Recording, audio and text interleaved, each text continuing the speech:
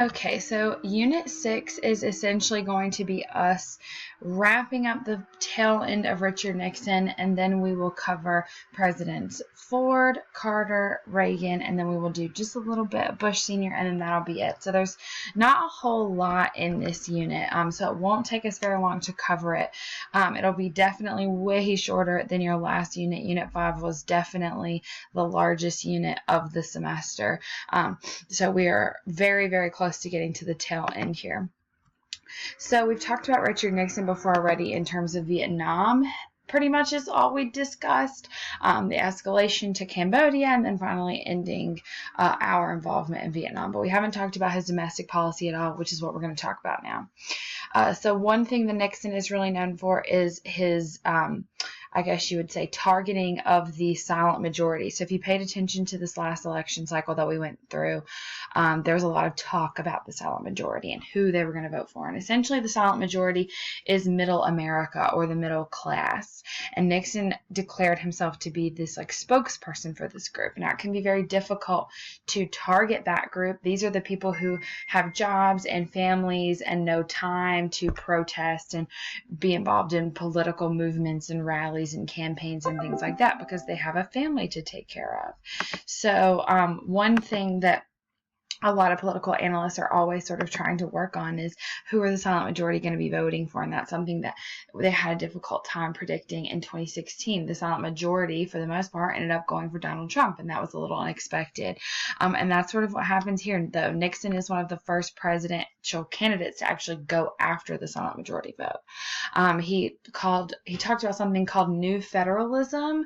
Essentially, federalism, if you remember all the way back in American History 1 in Units 2 and 3, we talked about federalism, and what that is sort of our distribution of power between levels of government and between branches of government. And what he meant by New Federalism was making Washington give some power back to the states and local communities. Now, even though he says that, he's still going to expand the role of the federal government in several ways. This is pretty much because Nixon is a rhino, R-I-N-O. What that stands for is Republican in name only. This is someone who says they're Republican. There are dinos also who say they're a Democrat, say they're a Republican, but in action they tend to support, things that work towards the opposite objective. So the traditional baseline Republican view is majority of the power to local and state governments and small federal government, and Democrat tends to be the opposite. So Nixon said he wanted to decrease the size of the federal government, and in reality he's going to make it a little bit larger. So I've got them listed here on the slide. He's going to start with OSHA, the Occupational Safety and Health Administration. If you have a job, you've had to deal with OSHA before, whether it meant training videos, paperwork you had to fill out, whatever. OSHA is essentially a federally organized group that makes sure that your workplace is a safe one. Next is the DEA, the Drug Enforcement Administration. If you've watched shows like Narcos on Netflix or anything like that, these are the guys who track down major drug cartels and traffickers and things like that in the United States, both narcotics and any kind of regulated drug at all, whether it's prescription or just totally illegal. We've already talked about the EPA, the Environmental Protection Agency. We talked about that in the last unit, so you should know what that is. And then finally, he did propose something called the Family Assistance Program. Now, that's the only one of these four that didn't actually get put into effect because Congress ended up blocking it. But the FAP would have essentially guaranteed a base income for every American family, and if a family didn't meet that income because they were below the poverty line, then the government would subsidize their income with a check. It would essentially give out, it's essentially an expansion of welfare. It would give out money to lift families up to at least the poverty line. Now, there's no promise as to whether or not this would have been a long-term solution or just a temporary band-aid, which is why a lot of people were uncomfortable authorizing such a massive expenditure welfare program. So throughout his presidency, our economy is really going to struggle. We're going to hit something we call stagflation. So stagflation is where we get a stagnant economy. Stagnant means not growing, so neutral. So we have a stagnant economy on top of inflation. So usually inflation isn't that big of a deal if our economic growth is rising as well. They sort of cancel each other out. But if you have no economic growth, or if you have economic decline in addition to inflation, that can lead to a lot of problems. Now, reason number one for stagflation was the Vietnam War. We've already talked about that. Reason number two is going to be foreign competition eating into American jobs. It's going to start to be a big problem in the 70s. But the third problem is going to be the oil crisis of 1973. So in 1973, a group formed called the Organization of Petroleum Exporting Countries, also known as OPEC, OPEC. And OPEC was an organization, just like they have in their name. They are the 5 countries that control 80% of the world's oil supply. This is a massive amount. And I'm sure you can guess which countries these are, but I will give you the 5. They are Iraq, Iran, Saudi Arabia, Kuwait, and Venezuela. I know you're like, why is Venezuela in there? That sounds so random. But it's actually not. Venezuela sitting on a very large oil supply. So these 5 countries together, well, really the first 4 I said, except for Venezuela, Iraq, Iran, Kuwait, and Saudi Arabia, all do not collectively like Israel. Israel is sort of their number one ally now. I mean, their number one enemy. Now, if you're asking yourself why, what's the big deal? You probably hear talk about tensions in the Middle East with Israel today.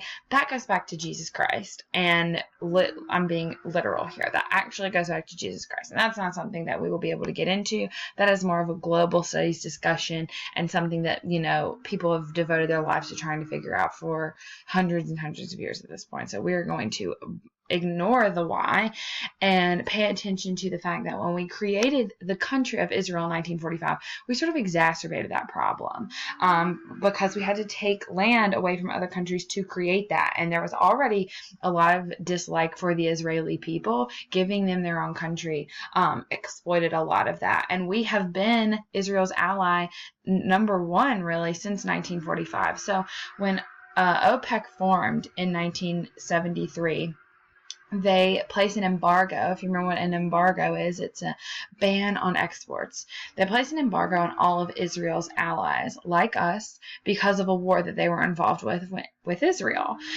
This meant no oil for us from any of the OPEC countries, which means all of our oil has to come from 20% of everything else, which is a massive decrease in our supply. What's that going to do to the price? Cause it to skyrocket. We're going to see the cost of oil and gas in the United States go up 400% in over a year.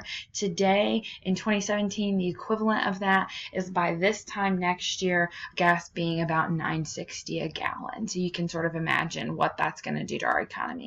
So Nixon's going to try to fight this in a multitude of ways, but he's never really going to be able to find something that works. And this is something that President Ford is going to struggle with. It's something that Jimmy Carter is really going to struggle with. And we're not going to really get back up on our feet until Reagan is in office in the 1980s. So lastly, on this slide, you need to know about the Southern strategy. This is one of Nixon's longest lasting legacies. Nixon wanted to make the Republican Party the party of the South. And we've been seeing throughout the 50s and 60s here this weird geographical shift in how power is distributed between the two political parties in the United States. You know, there are Republicans everywhere in the 50s and 60s, and there are Democrats everywhere in the 50s and 60s. You can't say, you know, the North votes typically Republican or the Midwest typically vote Democrat. You know, it's like all very mixed up during this time. And a lot of middle class white voters in the South really felt abandoned by the Democrats during everything that had been happening during the war, like the anti-war movement they were not down with, and the civil rights movement. They felt like their own issues were sort of being left behind by the Democrats. So Nixon sets out to target those voters and do things that are going to please them to try to secure the South for the Republican Party for the foreseeable future. And it is going to work like a charm. To this day, the South still typically votes as a voting bloc, and they typically go red, which means Republicans. Very rare that we see any blue states in a presidential election. South does happen, but it is rare. So something that he has managed to do for the Republican Party, even true to today. Now, the thing that Nixon is really known for is the Watergate Scandal. So that's what we're going to be talking about now. So that presidential election that you saw that map for, where Nixon won every state except for Massachusetts and D.C., was in November of 1972. You back up a little bit. In June of 1972, the Democratic Party's headquarters in D.C. was broken into and burglarized by 5 guys. It was in the Watergate business complex, which you see right here in D.C. The burglars were caught and, arrested, put in jail, blah, blah, blah. Now, it wasn't that big of a deal. People knew about it, and it was it was in the news. The Democrats tried to exploit it, saying, the Republicans are corrupt. They're doing all these things, trying to steal our information, bug our office. But clearly, as you saw by the map, American voters were far more into what Richard Nixon was selling them than the story that the Democrats were selling them about all of this. This didn't really hit the big time until the next year, 1973, when all of this made headlines because the trial began to take place. As the trials were going on, this guy right here, James Mccord started to talk to the police. He used to be a CIA agent, and he had also been an what's the word I'm looking for? A consultant for the Nixon re-election campaign. In addition, he was one of those 5 guys arrested breaking into the Watergate office. So he started talking to the people investigating all of this, and he was saying, that people in the president's administration knew what was going on, and he knew that. Not saying that Nixon knew, just saying that people in his administration knew. So the Senate began to hold televised hearings and investigate all this. And as it goes on, it looks like Nixon's top aides, and maybe even Nixon himself, might have had something to do with it. At least they might have had something to do with trying to cover all of this up.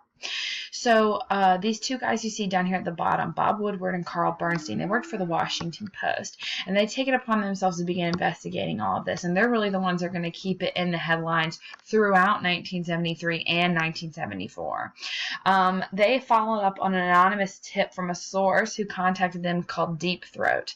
We actually learned a few years ago that this guy ended up being a top official in the FBI, and he said that the burglars had close ties to the re-election campaign, which is when Woodward and Bernstein start blowing all this up, putting it in the newspapers, and people really start seeing that Nixon has very close ties to being involved in some corruption here.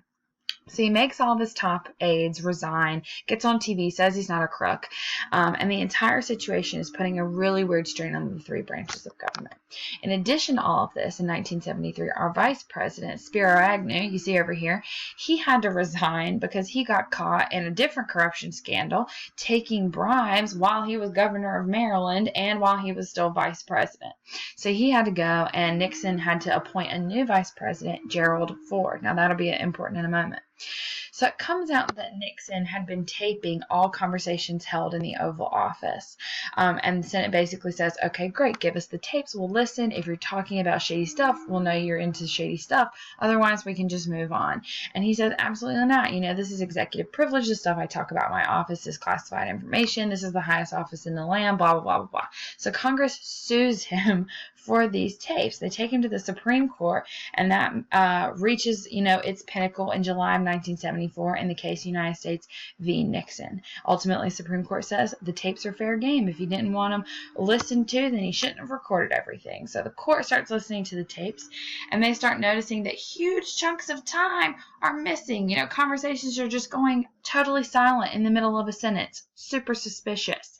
So Nixon's like, oh, sorry, my secretary must have accidentally erased them while she was getting them ready to send to you. And that is just the most suspect thing that they had ever heard. So ultimately, the Judiciary Committee of the House of Representatives votes to impeach him. So they charge him with obstructing justice, misuse of power, refusing to comply with the House subpoena, and some other stuff. So He knows that now that he's been impeached just means being charged with a crime. He knows that now that's happened, they're going to find him guilty and they're going to remove him from office. So on August 8th, he just decides to step down. He says that he's going to resign, ultimately giving the new guy, Gerald Ford, the power, a guy who was never elected, not elected vice president, not elected president. He's going to inherit all of it. Now, today, ultimately, most people think that Nixon didn't have anything to do with the crime, but he did have everything to do with the cover-up, which is sort of just as suspicious. And it's really going to damage the reputation of the presidency, and it's going to furthermore exacerbate the broken relationship between civilians and between the government. Congress will try to fix it, but it won't go over very well.